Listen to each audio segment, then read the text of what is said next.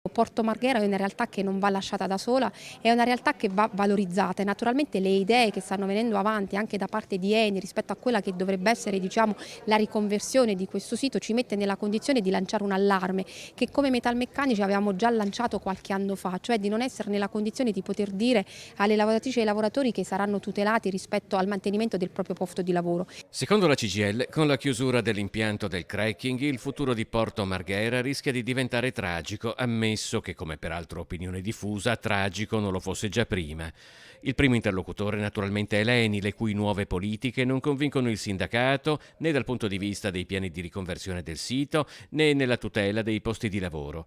Il secondo interlocutore, vista la valenza economicamente strategica del sito veneziano, è il governo. Stiamo assistendo a una lenta desertificazione e i progetti che ci vengono presentati o non hanno avuto i risultati sperati o non sono mai partiti.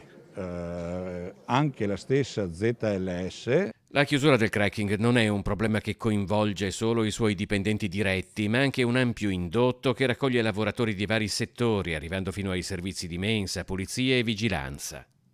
Quindi se i diretti interessati alla chiusura del cracking sono 380, è facile pensare che 1 migliaio di lavoratori rischiano oggi, con questa chiusura, rischiano il posto di lavoro.